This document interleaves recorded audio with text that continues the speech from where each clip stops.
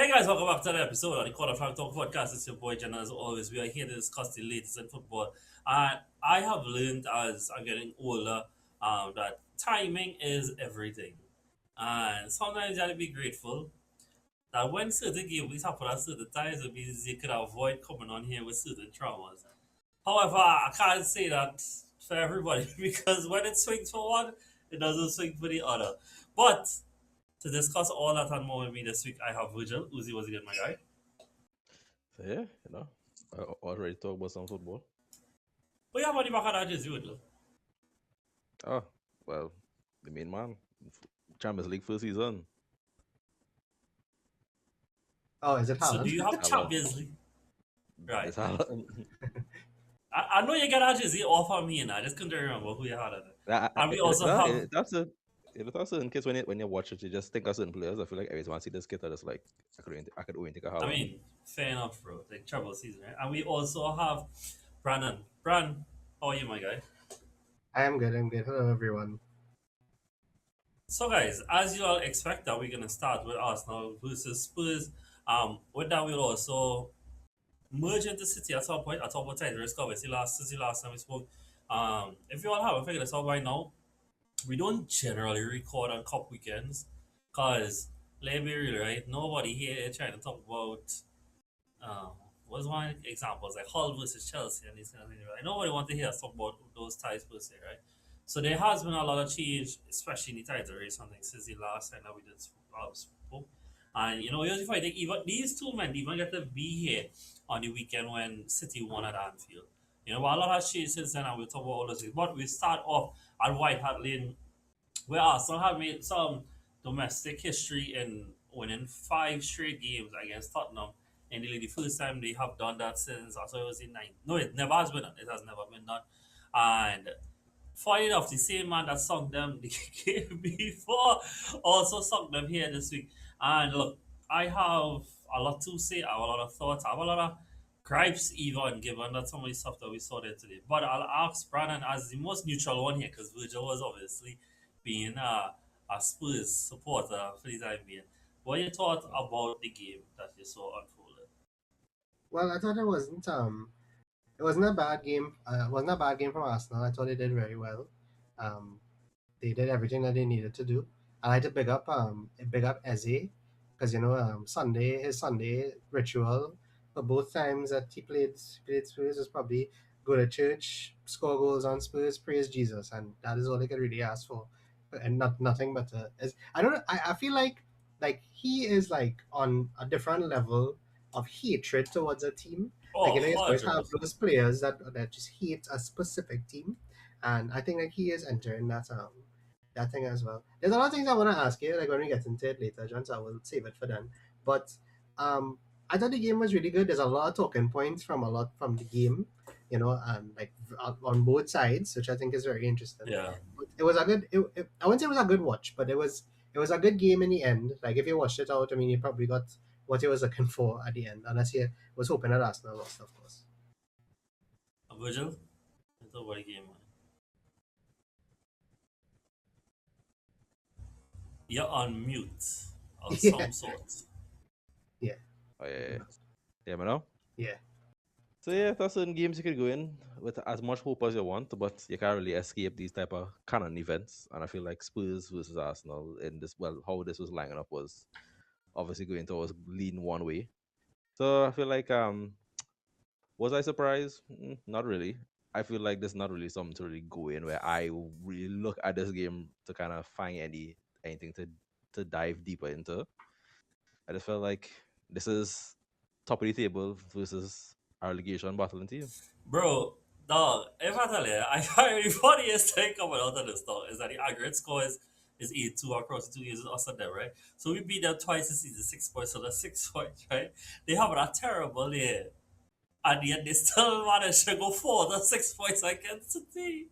In all this, they still manage Yeah. to go 4 to 6 points against the team. But yeah.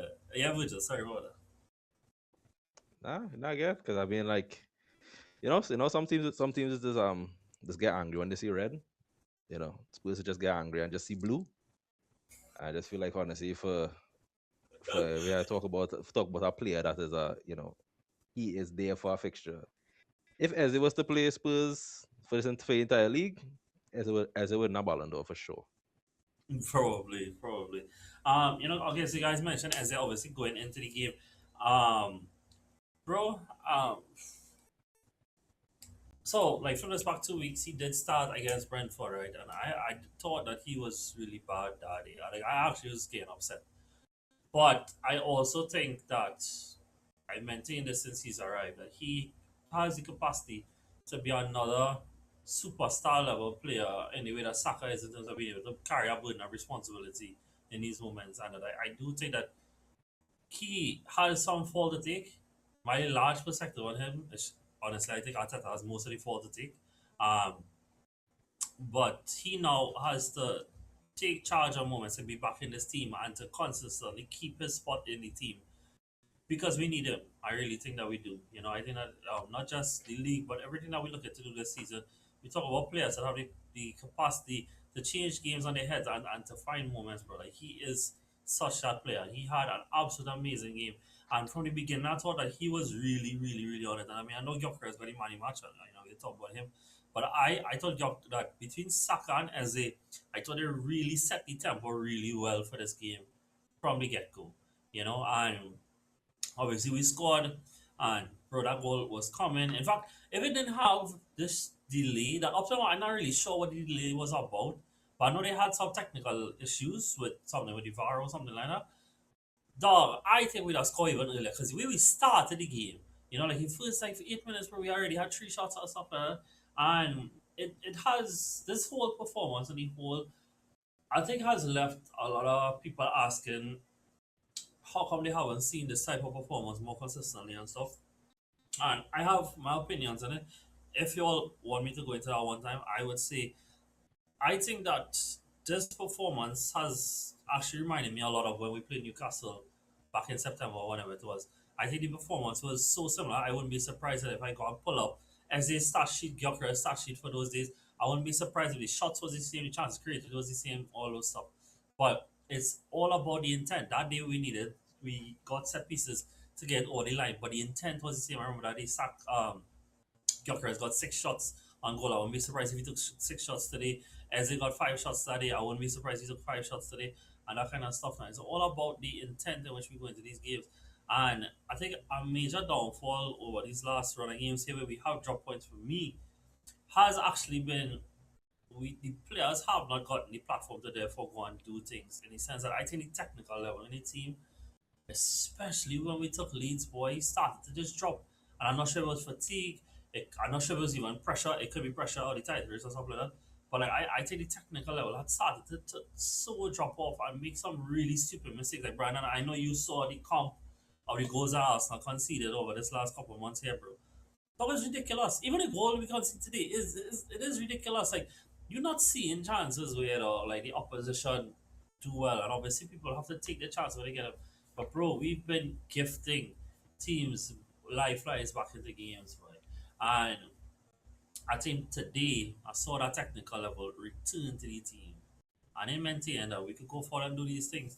I have a big issue. I think I said this on the pod, and I'll continue to say it on how Arteta is treated as and I do get that it is not straightforward for him in the sense that Eze is competing in the same position that his captain is playing in.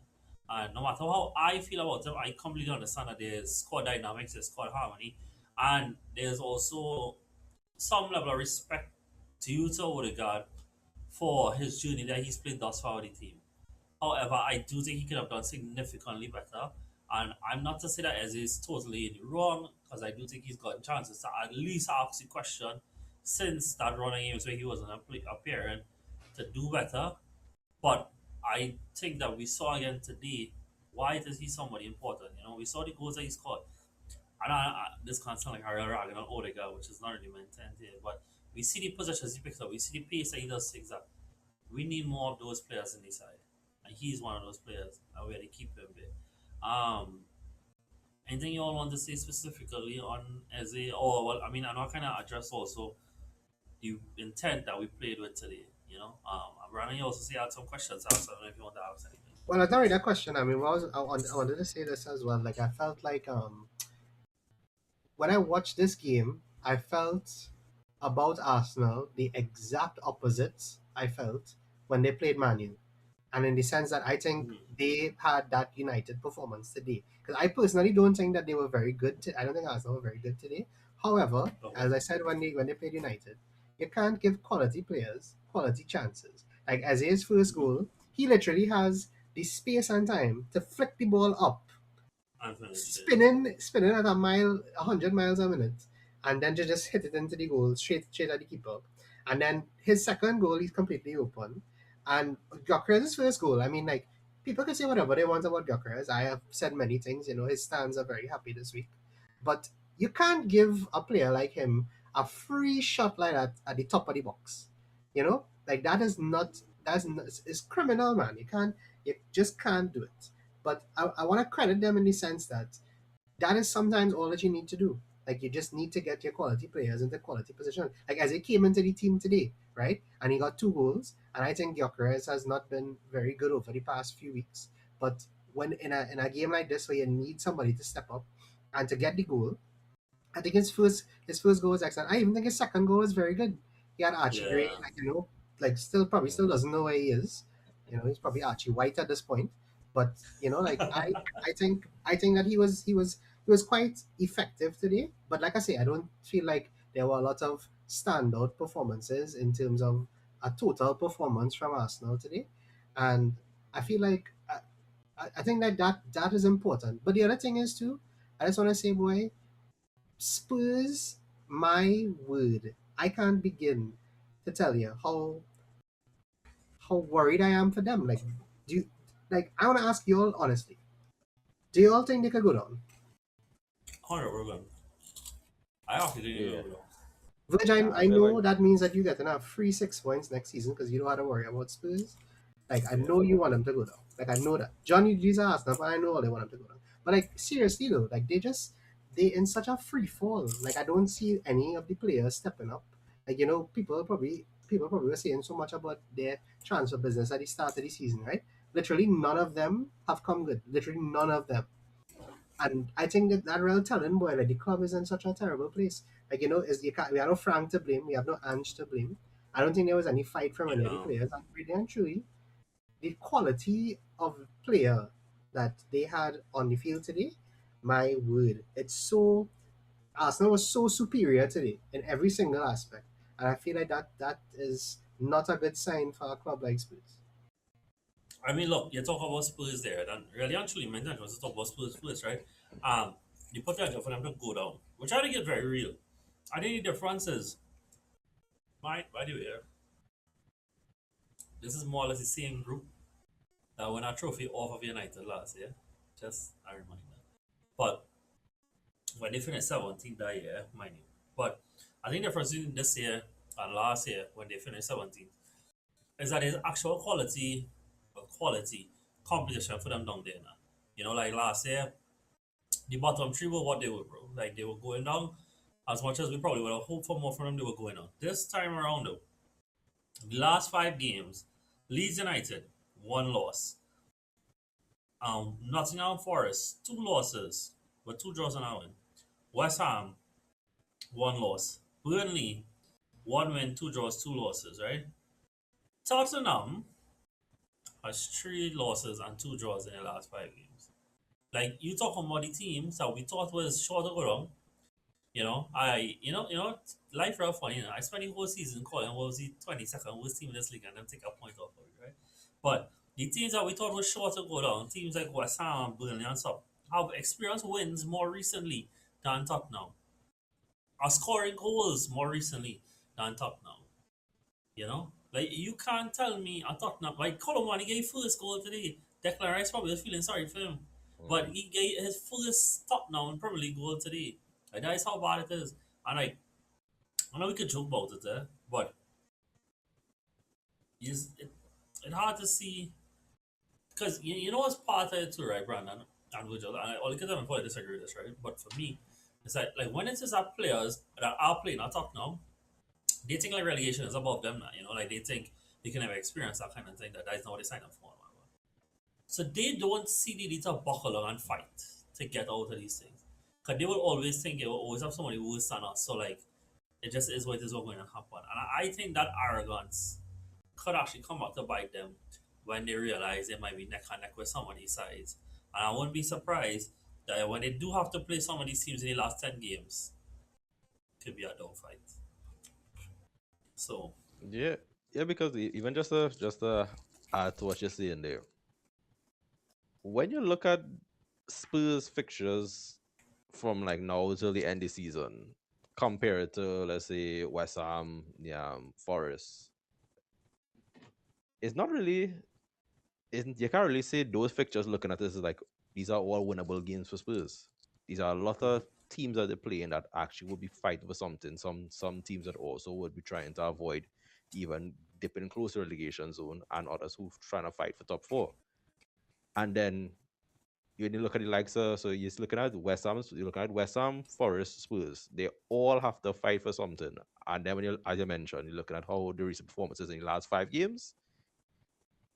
You really feel like the teams that might that might pull out the positive results is all the teams except Spurs. no, well, let me ask you this one, right? This is their remaining fixtures for the rest of the season. All we want to win, draw, loss, right? Yeah, Fulham hosting Spurs. I could see Fulham Fulham getting a 3 points Honestly, from I them. think Fulham will win that game because after how they played today, I think they'll win. They'll play well. And Fulham is a London team that take Yeah, that's another these derby. Yeah. derbies serious. Bro, half their team is Arsenal players, bro. That, True. that That's is another thing. that. True. That's another thing. Cool. Tottenham hosting Crystal Palace. Draw. I can see a draw there. Yeah, Right? After they go to Anfield. yeah. Oh Lord. A Liverpool team that want to push for the Champions League. Yeah, I think you know what, dog. I think Liverpool in remembrance of Ange, they will give them a win. So I think they will be close for that. Nah, I feel Liverpool Nah, you don't win have that to out. read. Liverpool Of win course that not, outright. bro. No. Tell me many things that about you and that's be confusing, eh? But you and me, not fan of Ange. It's something that I still don't understand it. And It's I'm a because big Ange is a fan of that. Liverpool fan, bro. Oh, that makes sense. Tottenham hosting Nottingham Forest. But what would draw? Mm, Draw written all over it. yeah, The and Morgan that'll Gibbs be White Derby. Sunderland hosting Tottenham. that one Sunderland is hosting. Nah, hosting. they'll keep their home, so they'll probably win. Yeah, that might be a Tottenham hosting Brighton. draw. Lord, that's their fixtures, Lord. Um, I don't know, draw maybe. I don't know. Yeah, they're dropping points there. Alright. Here's the fixture I was waiting for. Wolves hosting Tottenham. Oh However, no, what's with them? context. Wolves get a point at Tottenham in the reverse fixture. Yeah, they did. No, sir. Mhm. Tottenham got a point at Wolves. Fair enough. I go if I was win. Nah, I'll go for Wolves win. I I'll go can for see a Wolves draw win. from there. Villa hosting Tottenham. Nah, Villa winning for sure. Villa winning that one. Tottenham hosting Leeds. Leeds winning that one. Leeds will win that probably. Chelsea hosting Tottenham, which always ends one way. Yeah, draw. Yeah. And then Tottenham hosting Everton on the last day. And who Lord. knows? The It relegation really might depend on where confirmed. with each team are, but I'll give it to Everton. I feel like we just won a total two. So right, that's all the fixtures remain. I want to get them one win and like let me say 3 or 4 draws in there.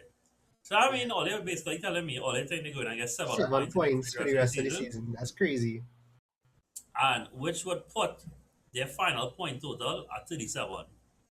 That's high end relegation, but that's still relegation worthy. No, that's relegation, bro. That's relegation. Sally's. Mm-hmm. That's real bad. Jeez. But you know what's the thing too, boy? Like I can't tell you where the win's coming from now, boy. Like if you tell me like you're expecting Javi Simmons to have a 1 in 100 game, like in one of those games. You already used it up. You already used it Yeah, against the team. probably. Or if you're gonna tell me like, Gallagher going to have an insane game, and the English media will fall for it once again kind of game, yeah. That's the next one. But I don't know where it's coming from now, boy. Like they don't have really any outstanding player to say, well, they gotta make something happen in any type of way. I don't really convinced by the manager either. The man played Paulinho in a centre back today, and he had Archie Gray on the right wing and all kind of right wing back and all kind of nonsense. So I don't know where the wind's coming from, bro. If I've been honest with you, I can't see it. Now, Yeah, if you look at Igor Tudor record at Juventus, he was not liked. yeah, He Yeah. was not liked. yeah, yeah. And trust me. I have watched some of those games that he has with Juventus, and those games were terrible. Those like him, he has no confidence. Who is Spurs top scorer for the season? Any of y'all know? Like I don't even If I had to guess, Romero, but I really don't. oh yeah, it's probably Ramiro or Van de Ven, yeah, probably. Lord have mercy. So, That's true. Tottenham, their stats. Their top scorer is Richarlison in the league with 7, but second tied is Romero and Van der Ven. Wherever Richarlison gets 7 goals from, right? Wow. No, well, you got one against us. Oh You yeah, got true. one against City too. And you True, got true. one against Oliver, Johnny too, though. Hey, that's the same as Yeah, Phil yeah, yeah, Foden, eh? yeah. So Oh, there you say. Where does man get 7 goals from though? Like seriously, I have no idea where the 7 goals come from. I don't know. And like a big loss for them obviously was losing Kudus because he was like the one player that looked like he'd ever do anything. Yeah. Truthfully, I didn't clock that today, and I think that's really a big miss for them. You're right. Like they have really missed him. I mean, even though he wasn't like lighting it up, like if the play overall He play was was the only one, bro. He was literally the yeah, only one trying to do it. yeah, But right. I mean, here's what I want to do. So we're gonna choose the two players. Is there anything at all y'all want to say remaining on this game on any team? It doesn't matter. Yes, You I have would your like top to ask. city I and would you like come to after ask. it. I'd like to ask a question before we get off of this game. Because really, Sure. actually, I don't think we should spend a lot on this game because there isn't much to talk about. Maybe not. But what are you most concerned about? Like, where do you think? Because I mean, it's 5 points. Like nobody's saying It's not 5 points. will. It's not Is it? 5 points. It's not 5 points. But it's five You know points how I now. think. You As know we how I talking think. right now, it's five You points. know how Brandon Regis As we Saturday. You talking know right how now, I it's think 5 points. that is not For it's the 2 points. viewers, it's It's 5 points, right? But if City win the game in hand, it's 2 points, right? You What see what what the game would of hand is against, bro? That is chalk and cheese, bro. I'm aware, I'm aware. But what what what is the concern? Because what do you think at this point would prevent you from not just winning? I don't think winning every game is realistic, but bettering City's record till the end of the season. Like what would be a concern? Like how what is the only thing or what's one of the things you would be very fearful um. of happening? So you see, like I kind of wanted to save this for like if we talk title race or something. Well, never Because mind. We'll get to it then. no, why you don't broach it. So I don't think about this. I'll say that Because right. Gyökeres done scored 10 goals for the season, right? So like, if you had a Oh, checklist, how you reached it? No, if I you had a mean, checklist, I he should wrap done it he up with done it check that he done check that off. So because we don't state that Spurs is whatever, but he really was good, especially in the second half. Today. Like, bro, it's amazing. Like how I think people don't put responsibility on players to do high end things, but you want them to achieve high end stuff. You know, like people talk about like they get real chances today, right? And sure, I'm willing to hear that Spurs is trash and whatever, right? But when it is that your striker can actually hold the ball and pass it off to somebody, it becomes so much more easier to actually build play and create chances now, boy. But what it is that every time the ball go to him and they come back the next week, how you expect to create anything? Yeah, some of my biggest concern, bro. Honestly, boy, is Arteta in the sense that I personally don't have much issues with the tactics in the sense that like too defensive, whatever. Like, bro, like he not out here to be sorry or be like pass up or whatever, right? He has a style of play, and I have always maintained that a manager's job is not necessarily to make me like his style of play. It's to find a way to effectively get 3 points, to minimize chances going in the other end and to maximize chances for fouls going the other end, right? And I think we have a way to do that. What worries me is finding the right balance of players that work well together and then mash the gas and go because it's 11 games left now. Like, I really don't care about rotation and whatever. So, like, fitness permitted, I want him to find that group and mash the gas and go with them, you know? And to me, it is non-negotiable that Eze and Saka has to be in that. You can find any combination of anybody else in that and make it work. Be cool with that enough. But that is my biggest reservation because I even watched City up until this weekend. And, like, again, famous losses or whatever, right? I don't feel fearful. Like, my biggest concern is us. And because I think that we can't do our business. I think that once that we could have our attackers on song, they will do the business that needs to be done. But my concern is keeping that balance going because I always felt like rotation and knowing when to rest players is a weakness of Arteta. However, before the season, I think that between injuries and just the squad not being big in quality, I could not understand why I didn't see those things develop in his game yet. But like now, I have seen things that I think are glaring concerns that, well, you know, it happened and we drop us that points. Thankfully, because of the gap we built up, we still have a lead and whatever. But like now, there is no room for excuses and there is no room for mistakes. You find that and you go forward. That is my biggest concern, is finding the balance, maintaining the balance, and see these next 11 games out. Um, I think we've put ourselves in a position that we had to go to the Etihad and win. Personally, again, famous last was whatever. That really bothered me the slightest. Um, because I also think, I'm sure you can tell me if you're feeling like this. This is just a feeling I have it, right? I feel this got me a season I can't play City in every single cup, right? I don't want to play them in the Carabao, right? If things go how they go in the FA Cup, we can bounce up in the FA Cup again.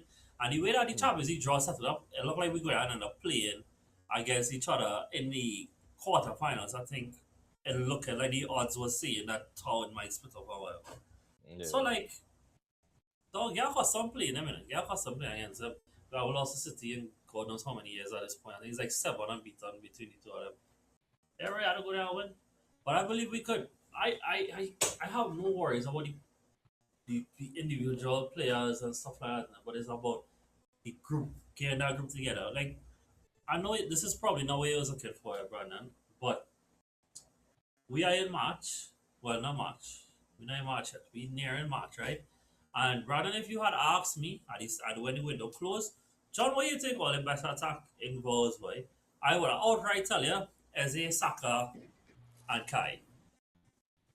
Nearly in March, bro. I ain't gonna see them men together yet. Up to now, you know? Injuries and whatever. That's life. You gotta adapt it, right? But that's what I think would have been the best balance. Group with whatever additions you want to put around. And I still ain't get this guy yet. And with the exception of like Rice and Zubimendi and probably like Timber and Saka, I don't think we have enough automatisms in the team that I would have liked to see at this point. So you need to find that balance fast. And funny enough, when we had to play Spurs and Chelsea back to back at this time of the season, usually we send the click into gear. So yeah, bro, click into gear and finish the season strong. So yeah, that'll be my biggest concern. Outside of like stuff like injuries and stuff. But yeah, you can't control those. Things you could control, just personal, getting groups together, playing players, build relations. And yeah, bro, like we match gas and finish the season strong. See where we end up. Virgil, since we here, as now the gap is, I know you also think in your head the gap is 2 points, right? So, what you think is your concern about your side then in the title race? Yeah. Actually, before I do that, let me clown you a little bit, right? Because I can't hear you, right? Go ahead. How you feeling knowing that Phil Foden is dog water, bro, and that you reach crunch time into the season again, and once again the brother is not being trusted to do anything. It hurts, eh? It hurts, eh? I understand, bro. Here, what, right? When we done, I'll come, I'll drive and check you, I'll get a hot though, because I was there with Smith Rowe and thinking, bro. I know what it's like, You see these academy players come through, you want to see them do good, but that is a great squad player to have with you. Like, You see that 87 minute sub, bro? Tyrell man cannot someone that kind of decorated player at 87 minutes. You can go ahead, Hey, bro. I am not one to advocate and fight for Foden to be a star, the main man in the Yeah, team. that's You know really what I perfect mean? job. Sorry. When you have other players around who younger, who newer, and they actually does actually do more. So I feel like it comes down. No one man is bigger than any team really, and if you're here for so long, and you still can't be invited to the captain's group chat, then that's kind of That's concerning. crazy. Yeah.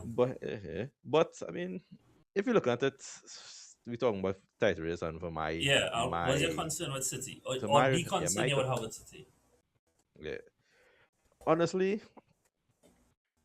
looking back on how the season went, there were some concerns that I felt that not necessarily that we fully, solve. We just, found ways to just improve in other areas that would just kind of overshadow those other things. And Mm. we see in these other players step up, and there were a point in time we said City was too over reliant on Haaland. Mm-hmm. And now we see other players stepping up. Whereas right now, I would like this main man, our striker Haaland, to take his chances to actually score more, because there will come a time where you will need him. You need him to be firing. Before he would be firing, he'll be firing on all cylinders, scoring game after game. And now it just seems that certain games he's just struggling to get a return. And I feel like we have our attack is not as threatening as it's supposed to be. With all the names that we have, there are certain games where when you're coming out hanging on to like one goal leads and those type of things, you know, Mm. for all the attacking firepower we have, I feel like we have not figured out yet how to kill off games. And I feel like that at this stage of the season, that is crazy to see. So I Yeah. feel like as much as you want to say, okay, well, we solve that problem of having been over and Haaland. I don't really expect to be going up and having my left back winners games or center back winners games or these type of players. So as it goes on in certain competitions, you could get away with it. As we mentioned, as you push food into cup competitions, you actually want to be able to kill off these type of games. Say the one Because in a teams Virgil. going. We could trade strikers in a row. I ain't just scored Oh no twice. no If no you want him, I can take Holland. uh, No problem. No problem. nah. You know the funny thing, Nah. Virgil? I fully understand what you're saying, eh? But I thought at least for like the first 60 minutes, and like we could talk about Newcastle and City now, that like, oh no, we had to do the two players from the Arsenal. But I thought this was a real great game from Haaland in terms of like his overall play. Like I know like he's whatever, but we see Haaland chipping right foot cross and thing in this Yeah, which game is and stuff like that. And, like mhm. his whole up play, I think has improved so much. But and, like, don't get me wrong, Virgil, I really don't like you all, eh? And like there's real players in your side I don't like, but I hate how much I like Haaland, like, and he's very hard not to like, dog, and especially somebody who clearly such a great goal scorer, but is also so willing to work on the rest of the stuff in the game. But before we fully dive into the City game, are we just gonna go the two men that score in the Arsenal Tottenham game, or is there anybody else you all want to highlight? The only other player I thought was good from the game, honestly, I thought was Nkapi. That's the only other player I thought was Yeah, good. he was pretty good. Yeah. But I, Um. I, I okay if we go in with Eze and Gyökeres because that's two easy ones out of the way. Yeah. Yeah, All right. yeah. I Cool. find No I see it problem. fitting. There we go. I know with that some semblance of a two striker formation at some point, but cool. Nothing. Yeah, so in this game though, we already mentioned Nico Riley scored. I want to say though, I don't think we get to talk about it on the pod since it has happened. But Nico Riley started to play more in midfield recently. It's not anything like fancy or whatever, but I think a major concern that City have had is transitions. Again, coming before, obviously Rodri legs isn't what it was. I actually think Williams has helped be a lot more of aggressive, athletic presence in that midfield. On top of the fact that this man real tall, bro, like he is 6'4" and is run like a gazelle through this midfield, bro. I mean, he is supremely talented, bro, and he obviously scored the two that got them here. People were saying they think Nick Pope should have saved the first one. To be honest, I haven't watched it back enough since I heard that. But he had was pretty good. Obviously, Lewis Hall also scored in this game. But which I also don't think that the game was necessarily comfortable for you all. I think if Ilanga had probably turned on his brain a little bit, maybe he could have get a little scarier. Dog, it had a few times, that they beat all their press, they played on the counter. And the ball reached to Ilanga, and I just dropped my head in it because I just knew this was going nowhere. And the epitome of heart of waste moment was when he get in the middle of the field. It's 2v2, and Anthony Gordon is clearly beating his runner to go around the man. The lane open for him to make the pass. Hmm. He just ignored it. And if I wasn't with Patrick Antonio, I was going to turn it off. Because at that point, I just knew, yeah, boy, never get none from this game. They're got enough one, you know? But yeah, Brandon, let me bring you in here then. We thought about this game, boy. And our City are now close in the title race. Now, how you feeling about them as well? Um, well, first of all, I want to say that I wanna highlight something that I don't know if everybody noticed in the game, but Pep played a cool formation in the game. I don't know if anybody noticed it, but he basically played a diamond midfield. Yeah. Basically, he had Haaland playing as like a right striker and kind of right wing kind of thing, and Marmoush was on the opposite side, and they had whoever it was running through the middle. Sometimes it was Semenyo, sometimes it was Nico O'Reilly, sometimes it was Bernardo. It was kind of cool to see. It was kind of like a back in 10 years ago, 15 years ago, false nine kind of thing that you would see Mm, from like Spain or something. So it was quite interesting, and I thought that was kind of cool to see. I agree with your point, John. I thought Haaland was very good in the game, even though he didn't score. I think he should have scored. I think on another day he yeah. probably will get. There's going to be a day where Haaland is going to like catch back up to all these XG that he's missing at the He's on the moment. board. Like it's Yeah. probably going to be like 6 goals or something in a game at this point. Yeah. But like I said, they said Nico O'Reilly as well. Um, Ruben Diaz came off, which I thought was very interesting. I think it was because he had a yellow card. I'm not sure if it was injury related. I thought that was Yeah. interesting. Um, I guess that was pretty much it, and I think the only thing I would really want to highlight is the fact that City in the January transfer window, they they went and got probably, and I've said this before, the best attacker outside of the big six, in Semenyo. And Semenyo has come in and he's done really well. I didn't think he had a great game today, but it's just the fact that No, but in he's able general, to put yeah. up. It's just the fact that he's able to put up these numbers at the moment. And what I really wanted to say was that I have a feeling that if it does go right for City, and he is at the heart of a lot of it, like he's a definite contender for player of the season. Like if you really think about it, like when he was at Bournemouth, he was outright the best player at Bournemouth, and for a period of time, he was probably the most informed player in the league, and now he's going to a team that fighting for the title. So I can only imagine what would be said about him, like if they Yeah. do want to win the title, and especially if he has a lot of impact in them winning the title. I don't know how you all feel about Virgil. I don't know how you feel about it because I know Haaland is. It's hard to look past Haaland. Cherky has also had like a really good season. Not consistently, but he's had a good season. But like, you feel like Semenyo could get to that level like before the end of the season? Yeah, because I feel like if you like say to have whoever out there do their debates, if we have the likes of let's say Turkey, everybody will say, well, they will have cases to say that he was looking a lot better because of the players around him. So for Semenyo to put up the type of numbers and play the way he's playing at Bournemouth and then move to a title challenging team and become an integral part of it. We're talking about for like past couple game weeks, one of the players to come into our Pep system and play in full 90 minutes and It real actually, boy. yeah, Yeah. and not being a passenger, he is actually at the heart of it. If we're looking back, a lot of chances that he had for over the past 3 game weeks, 4 game weeks, he has right now he sits on 13 goals right now. He could have been way close to Haaland. So I feel like if you're looking at that, a player to do that in and have achieved so much in this short space of time, I feel like yeah.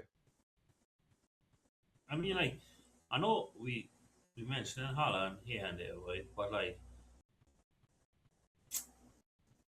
I get that if I'm wrong, but I think Brighton at home is the last time I think Haaland had an objectively bad game.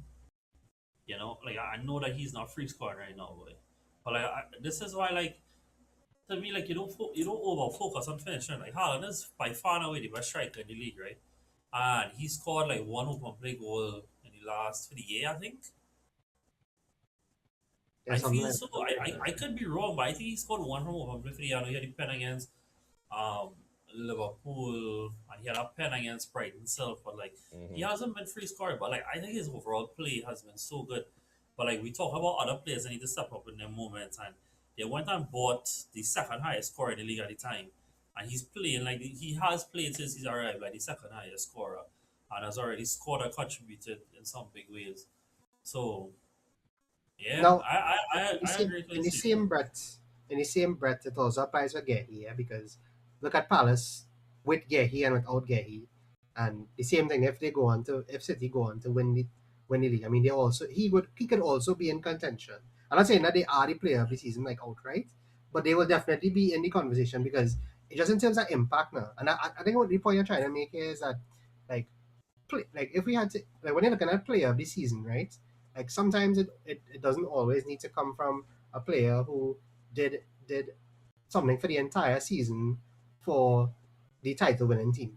Like those two players are good examples. And in fact, I can't tell you the last time this happened in the league where like outright like top quality in position player went to a team and they went on to win the league. Like I can't remember it immediately. It might have happened. I'm pretty sure that it has, but I can't remember it like immediately. So that would also be another thing for them, I guess. Yeah. Yeah, because honestly, 'cause I think about it, January window is always very tricky for certain teams because depends where you recruit. Certain players might take some time to adapt, but it's just that the quality of Gehi at Palace, and we talking about, let's look at Palace season. Palace, they were continuing a great form from last season, having beaten Liverpool in Community Shield and all that, and for him to just make that transition over to Man City, like in the January transfer window, he literally came in, and from the first game, it feel like he is Pep's number one player. Now he's Pep's first choice in that defense. And I feel like you could also say if you've been seeing the quality there at Palace, and but now he have the time to shine, but it doesn't even say that okay, Palace was stifling him. This man Mm-hmm. just came in there and just took that opportunity and is just playing on a whole different level. Mm-hmm. So I feel like, yeah.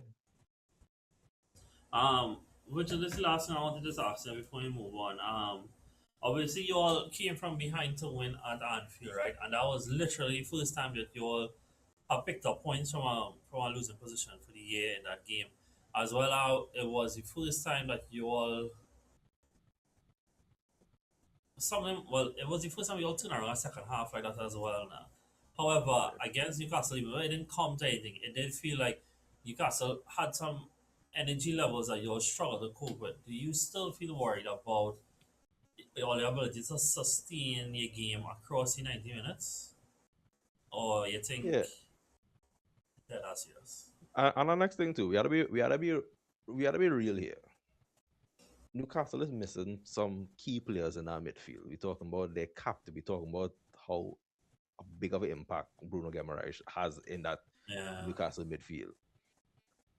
And City's biggest problem too in the second half of the season is they just fall apart second half. Like they just don't score in the second half for some reason. So first to also go there, but it's supposed to have the lead. But there were moments in time where we were defending for our lives.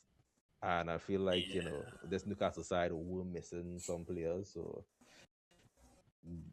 as much as you'll say, okay, you're looking back on the Liverpool game, you could say we had a lot of positives that came out of that.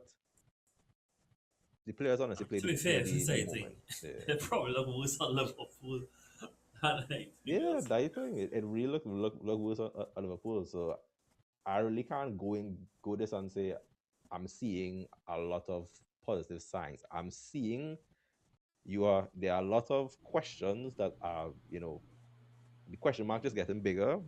You're leaving with the 3 points, but you're kind of hoping that the players treating this as okay, we still have a lot more to do, a lot more to correct. Because I know this is way easier said than done, right? And obviously, I'm a rival. I want to see all drop points.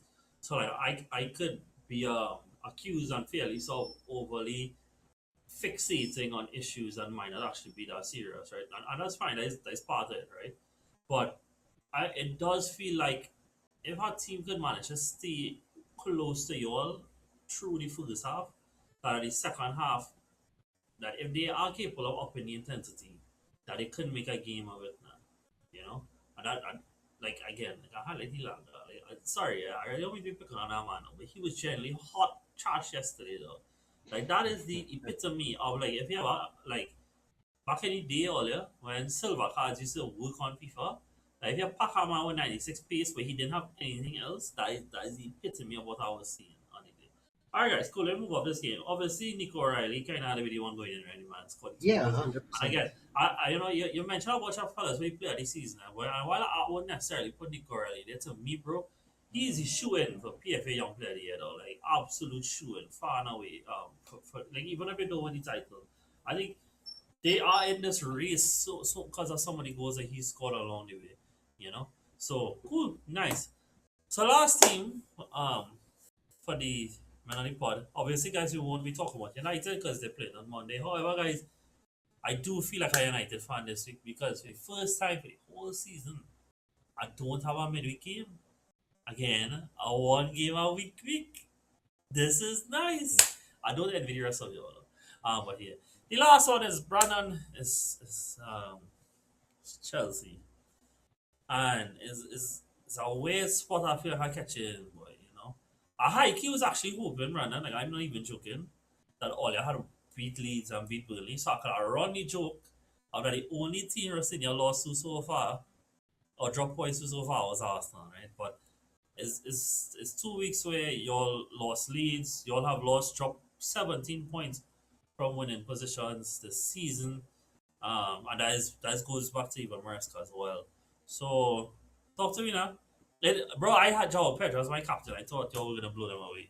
And we see what going on. Yeah, So yeah, I talk to actually us. saw your same, FPL team same. before I came onto the pod. It's not looking good, bro. Yeah, Um, it is. um, yeah, I tweeted something a few days ago. We have dropped more points from draws and losses than we've won from wins. And I think like that is the most telling thing of the season for me. Like that to me is like not the level at all. Um, I think it's really hard to put to words why we don't have two more wins. As I said, 17 points for from dropped for the season is crazy. Our home form is not great. And it is a lot of doom and gloom right now because the funny thing is that we've drawn two games. We didn't lose the games, thankfully, but it's just the manner in which that we drew both games, especially one against Burnley. Like it was so self-inflicted. I've said self-destruct FC for the entire season, and continues to be the case. We are one red card away from tying the record in the Premier League ever for a team with the most red Well done. cards. Well done. Yeah, exactly. And the thing is why it's happened to so many different players over the course of the season. And it's not like I could say like I could blame Rafinha for it because this is something I've been talking about to the both of y'all since we had Poch. And a lot of these Yeah. players are still here, and a lot of these players have been guilty of it this season. And some of the new players that we've brought in have also been guilty of it this season. So I don't even know who else to look at other than the players. I also think that um, I want to say this, and it's not criticism because I know I always have to put a disclaimer before. I think if Palmer was like 10% more serious over the course of both games, I think we win both games. So I don't know if that's like a positive to take out of the game, but I just think that like people have said a lot of things about Palmer for this season, like how Maresca is wants to turn him into a robotic player and how he doesn't platform him or whatever. But the truth is that I just think he hasn't been very good this season, and I am not the type of person that's gonna, you know, star boy, or like the greatest thing since sliced bread. What a player. If you're not playing up to the standard, and the whole team is creating a lot for him. Like he's had chances to score Yeah. over the last two games, and I feel like Mm-hmm. it's not only because of him. But my point is that sometimes people like to absolve him of responsibility, and especially against Leeds, that one is definitely on him, because like the miss at the end is criminal. And but apart from that, boy, like I can't say anything other than like I guess I had to say Rosinha should have better tactics, and with 10 men, I guess is that what people want me to come out and No. say? Like No. I don't even know what to say, because Fofana's tackle is in their half. Like we had so many people covering him. Like people say he got the ball, but I mean, like, just don't give the ref the opportunity to send you off. And I just don't know, I don't know what else to say. Like we were so in. Anybody who watched the game would know that we were in total control of the game at 1-0. Like they weren't putting Yeah. enough pressure on us. We were the more likely team to score at that point, and the red I card should just have. I totally should have. changed the game. Yeah. It totally Yeah. changed the game. I don't have excuses for it. It's just really poor, man. And then like it put the whole season into perspective for me. And even though at times we looked good, that to me it probably was us overperforming. Like really and truly. Like I think like at this point, like the season is going to be very mid. And not in a bad sense where like we're gonna drop down the table or anything.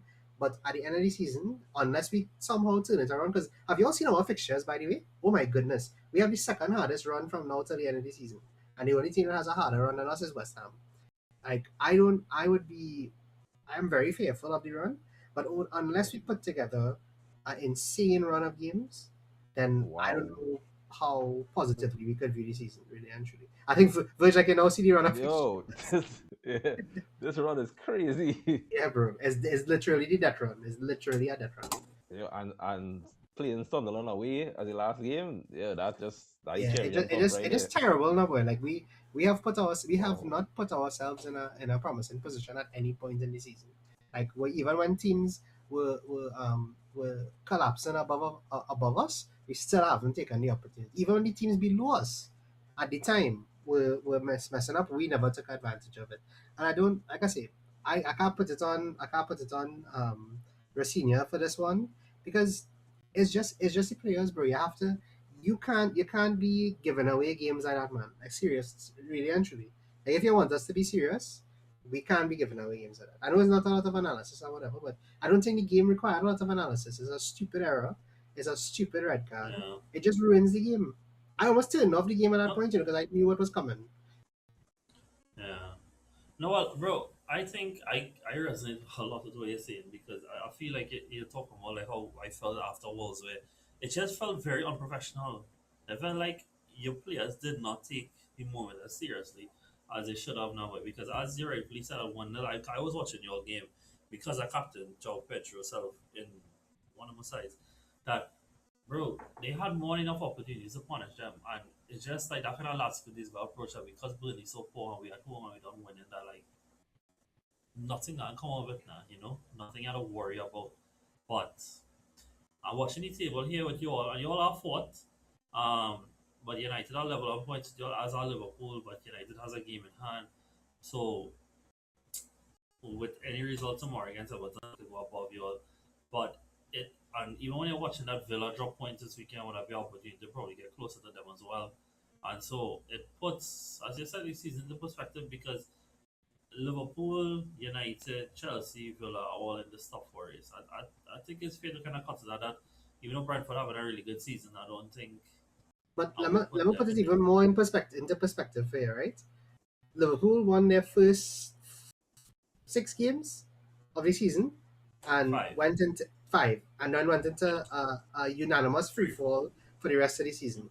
Aston Villa had a horrid start to the season, then recovered it with a ridiculous win streak, and now kind of tapered off a little bit. United have been poor pre Michael Carrick, like very poor, and those are the three teams that we are currently fighting amongst right now. And honestly, like the way people have painted the season for Chelsea, like you would swear that we were doing way better. Like it really hasn't been much better. Like we've been very poor for like a good bit of the season, and it just keeps showing, bro. 8 red cards. Like I don't even know what to say to that. Well, yeah, and so I feel like Chelsea seeing that they're still in fourth, seeing that they are in that spot that these two teams, and even when they add Burnley, they would do anything for to finish in that spot at the end of the season. And Chelsea just seems that they themselves don't realize that it's in their hands right now, and it is going to make things a lot more difficult for them coming out in the season. We just talk about Um, that fixture run. if it is, honestly, I'll probably be more invested in this if there was like a fifth team rather that was fighting for the top five spot to make it. So two teams are missed out, but it looked like only one team got missed out, and that'd be sour, right? So I'll ask you afterwards, Brandon, because obviously you have a horse theory. So I'll ask you. Virgil, if you had to guess between Villa, Chelsea, United, and Liverpool, who gonna miss out on Champions League? Who you gonna go with? Villa, Chelsea, night.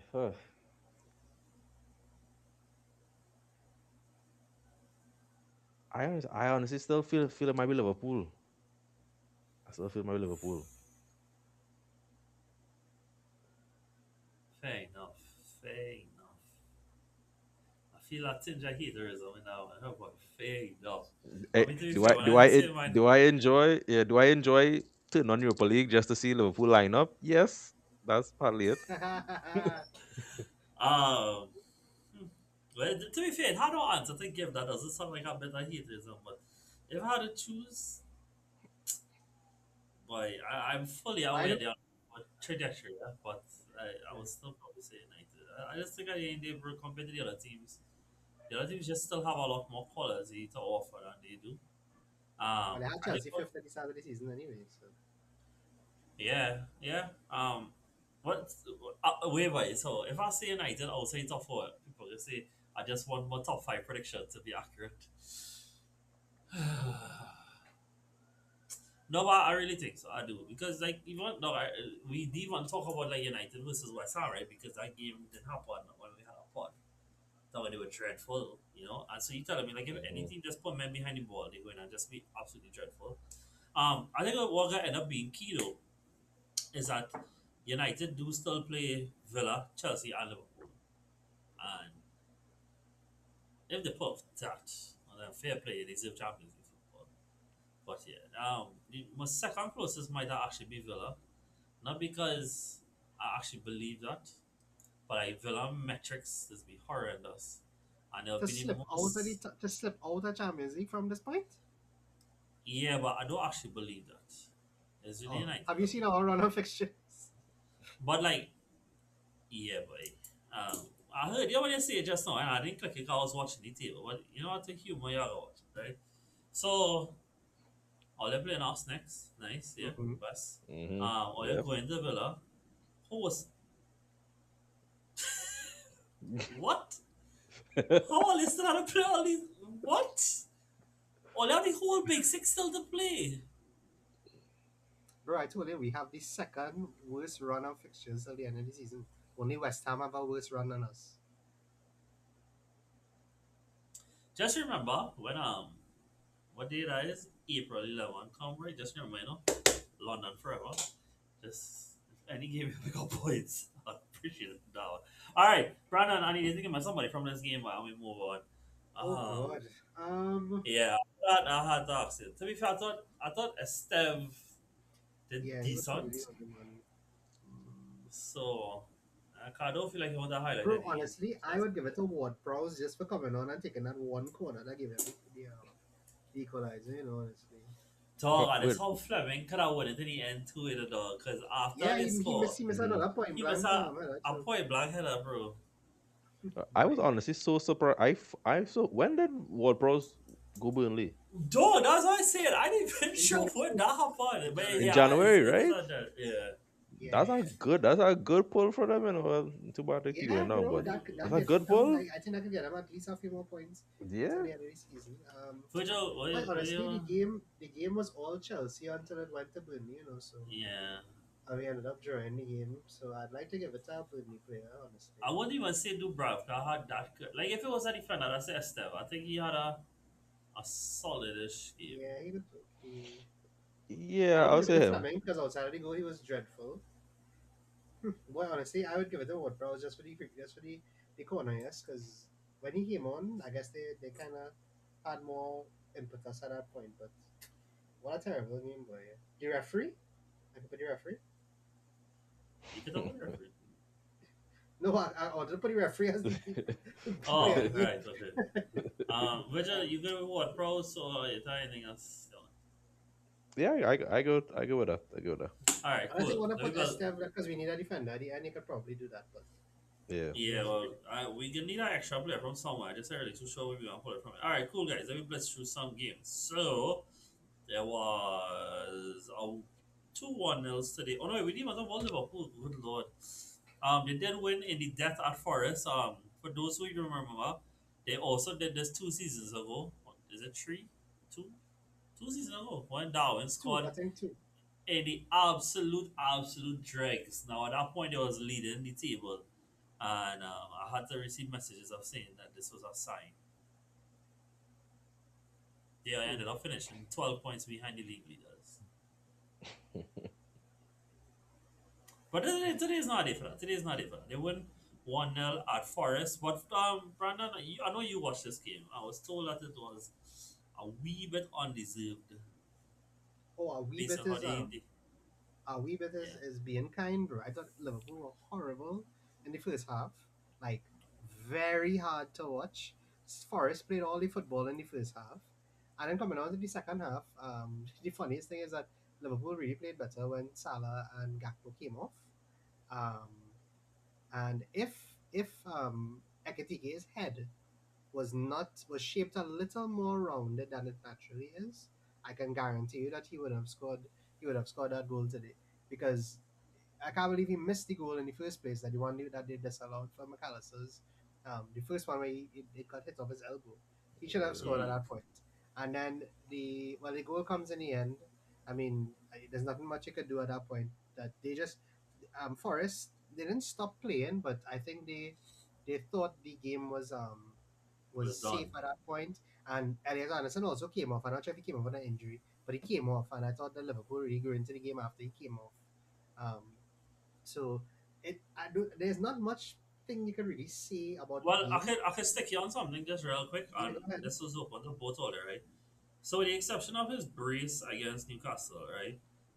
The last time that Ekitike scored in the league, besides that Newcastle game, not trying to discredit it, but was actually way back against Tottenham on December 20th. Damn. Do you all think that he has escaped a bit of criticism? I don't know if I want to go as far as say underwhelmed, but it definitely. I don't think that he is spoken about as harshly as others, even within the team of Liverpool. Given that he started the season really good, and so like he had that credit in the bank. But it's not to say that they have been amazing over these last few games. They obviously lost to City at home. They won away at Sunderland with a set piece, which I know Slot despise. They won this week where he didn't score. They lost at Bournemouth. They drew with Burnley. They drew with Leeds. They narrowly beat Wolves. So like that is a lot of close games or losses, drop points that he didn't score. So the question is open if you all think he kind of has escaped criticism when probably some of it is valid. Well, the first question I'd ask is like, do you really think he deserves the criticism compared to other players? Mm. Well, I'm gonna say like this, right? I'm saying this from the point of view, I actually really like Ekitike. I don't actually like Gyökeres, right? They are the same amount of goals. I don't think the critique has been the same going across. And I do think comparing the two players, I think Ekitike has gotten more chances to score in games. No. Hold That on. I think you misunderstand what I'm asking. I'm talking about the criticism of him in Liverpool, like of all Liverpool players. Like, uh-huh. do you think he deserves a lot, like top tier criticism compared to other players in Liverpool? Nah, I won't So say top tier. I think that is the answer to your question, Yeah. because there are Okay. players at Liverpool who deserve more criticism for why they are the way they are rather than him. Like if I being Okay. honest with you, like, and I think it's circumstantial because most of like all criticism is right. Like he has been a bright spot in the team for the season, despite them being bad. Like I think Hmm. you could look at Salah, you could look at Van Dijk, you could look at you could even look at players like Gravenberg. I think ahead of Ekitike when it comes to criticism, because really and truly, like he he has done his best to do what he was signed to do. And I think somebody like Woods, who has not been as good as Ekitike, he probably was for a few weeks, but I don't think his I don't think the criticism. I understand what you're saying, and it probably is valid because they are like him, Pedro, and Gyökeres are all in a similar like I space don't know right if now. that's a good thing or a bad thing, to be Right, quite no, I know, honest. and but and in terms of the numbers alone, in terms of goals, Yeah, yeah, like yeah, they yeah, all in the yeah. same space, right? And they all have been viewed very differently. But like I say, like Pedro was signed to be the guy, right?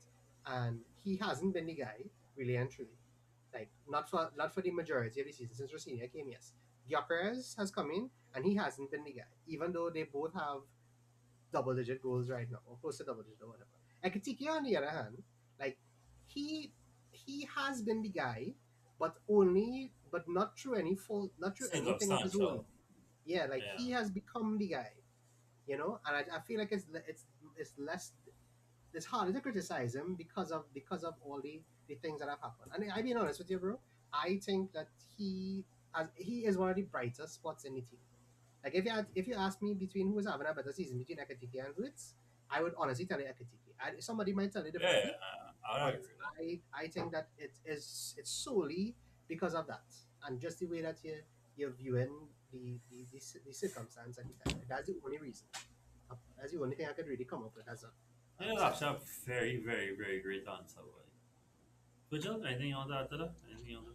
No, yeah, I agree with it because yeah, as you mentioned, his spark hasn't been bright, but at least it's sparking compared to everybody else in that Liverpool team and that Liverpool attack.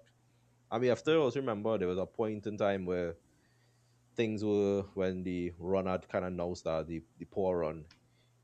He was one of the players that was being kind of sacrificed to kind of bring more life into the other players. So there are times where he didn't start or he was kind of pulled off early, and I feel like that also would he never really had that consistency at a point. So right now he's getting that consistency, but if you look at everybody else in the attack, yeah, the criticism he's probably low on that list for that criticism. Cool. Brandon, you want to play for this game now? Um, oh, you know who was actually really good? Like to be very fair to him, Van Dijk was actually very good today. So I could Best probably give it to Van Dijk.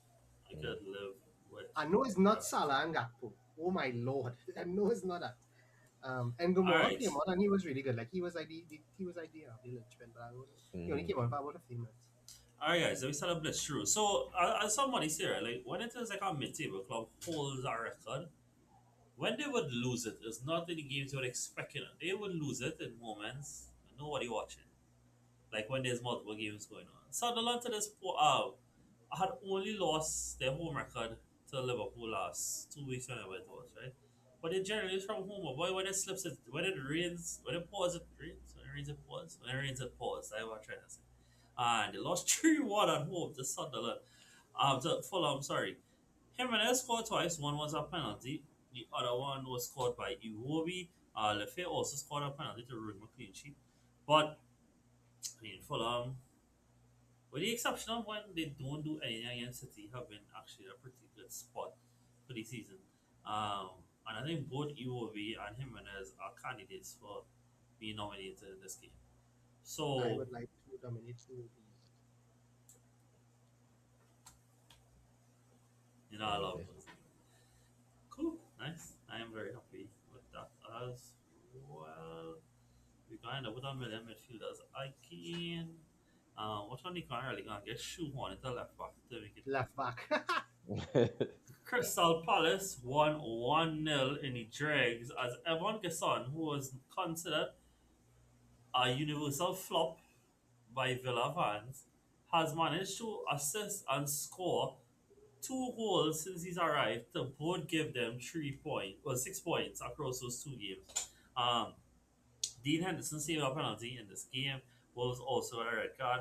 However, I feel like when a keeper save a penalty, keep a clean sheet, it can't look Yeah, I was past gonna him. say you get easiest goalkeeper in a little while. Yeah, ever, Yeah. ever, ever.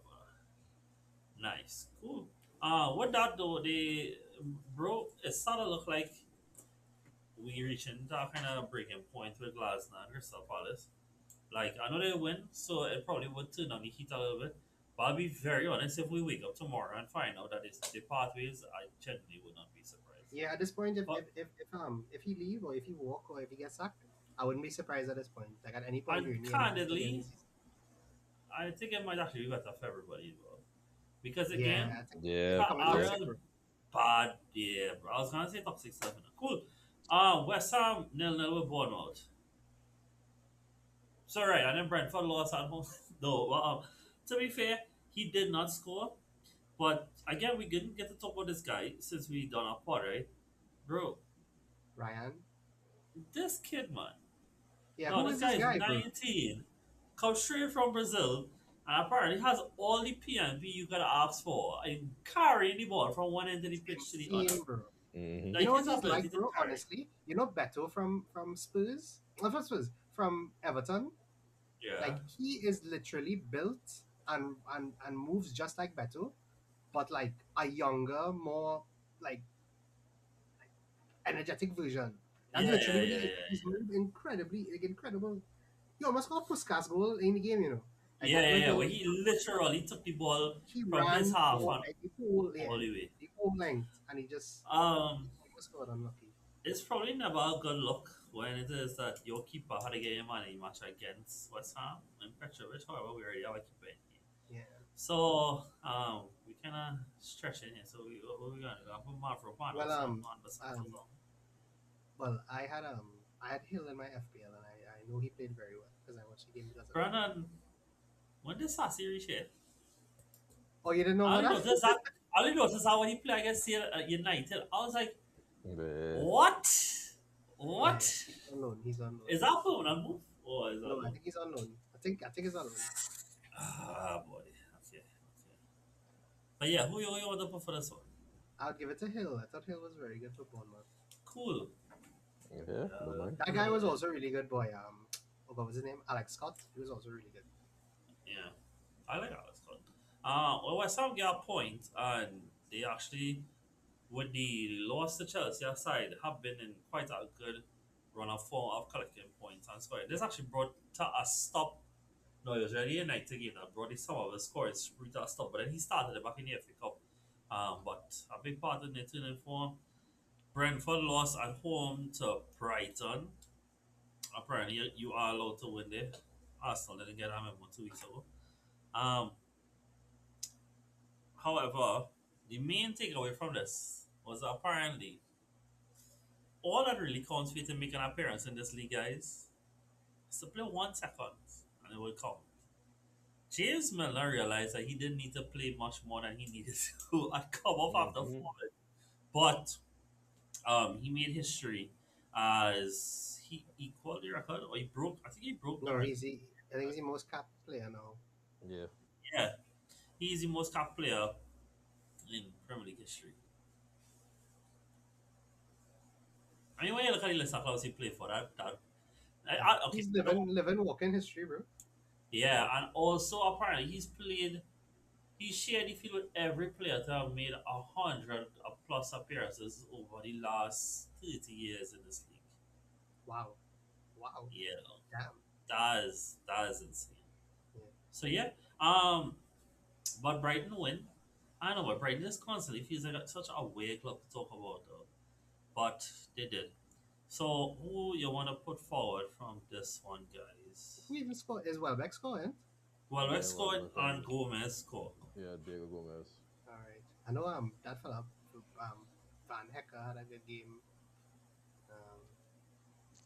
Um, you give it to Welbeck, I guess. You have space for Welbeck? I yeah, I yeah, I do. Yeah. Yeah, okay, Cool. yeah, well. Danny Wells. Always there for some love for Welbeck. And the very last game was Villa drew 1-1 against Leeds. I know we kind of ended this on our low guys early. Sorry about that. Tammy Ram scored his first goal for Villa since his return.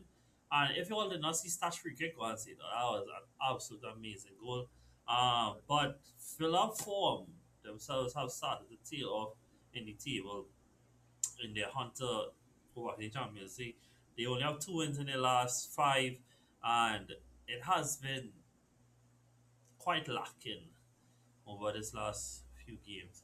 Mm. But they did get a point against Leeds that these days is considered a good thing too, by the way.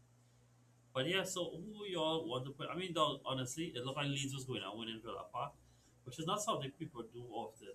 And it really took a last minute goal to get them the point. But yeah, who y'all want to put for this? I If would I like had to to put yeah, request, go ahead, go ahead.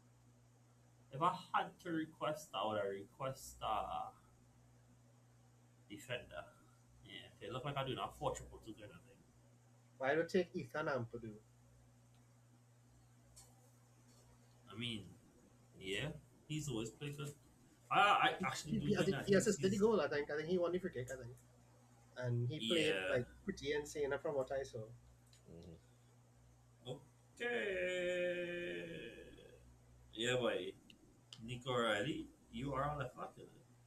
That is Pep, that's exactly easy there, what's Pep. going Easy there, on. Pep. Oh, right. Nice. However, fellas, I need always to pull out one player to be right back first. From In, any in of the any game, any game. So right back. I'm not allowed to pick anybody. Mascara because someone I'm playing pretty good at. Further fuel my anger with Arteta for not using the squad better. Um, I don't really apply here, but I actually you don't know know his what? fault did actually play decent against. You could probably. I was gonna no, nah, I can't do that. That's kind of wicked. I was gonna say You was Paris. upset. I was gonna ask you, you wasn't upset when Richie sub off, right? Like, well, you have a Well, weak yeah, rest on him I too. mean, yeah, but I was upset when Palmer came off too. So, Mm-hmm. um, Come on, I oh need boy, another defender. Um, Somebody. for right. I mean, can't you think of could anyone put. out of the game. You could I put. could put Hill right back. He's played right back a few times. And just shoot one Oh as a no, yeah, Villa playing player. right back for now, yeah. Centre back, However, said I right back. need I an. thought he did a It, it, couple. I, it's a Bassi and Tet. Well, I think no, I think Tete gets a ball. But dog, highest up key, dog. I actually quite like Bassi. I mean, yeah, Nah, he he's real little good though. mad, He's quite good. but He's quite I good. think this man is pretty good, dog. Yeah, he's Part of quite it good. could He's be quite good. Afcon influencing, man. Cause he was really good at Afcon. Yeah.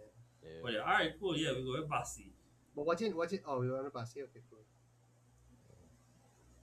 I can live with that. All right, guys. And so with that, your team of the week this week is Dean Henderson in goal. You have a defense of Hill, Van Dijk, Bassi, and Nico O'Reilly. We're very sorry for including you at left back.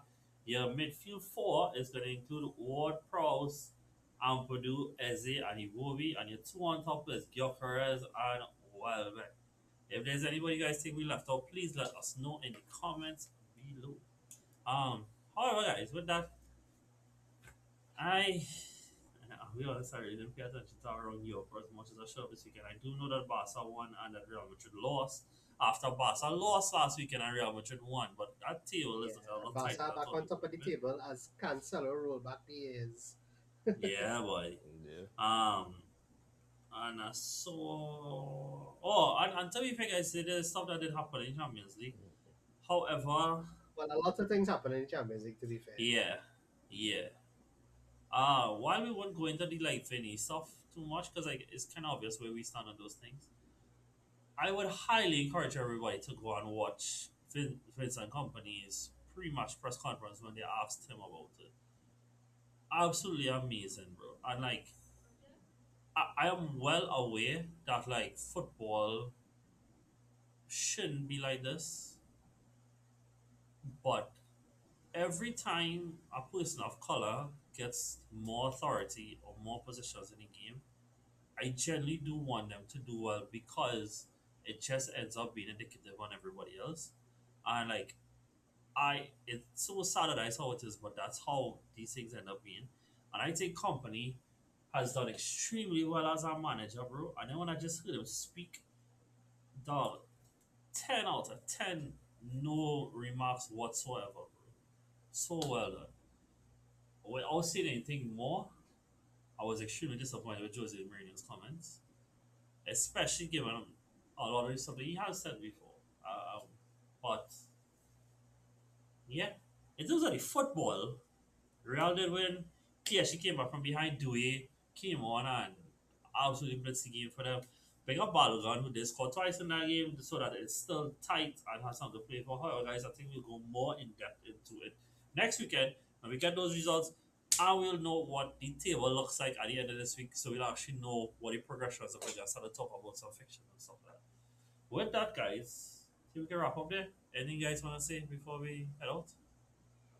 No, I think you put it pretty well about just going to listen to companies press conference. I thought I agree with you. It's very well put, and I think you get everything you need to know right there. No more, no less. We don't ever really do this, but how about some predictions for Everton versus United tomorrow? Oh Let my me see how god! good it is.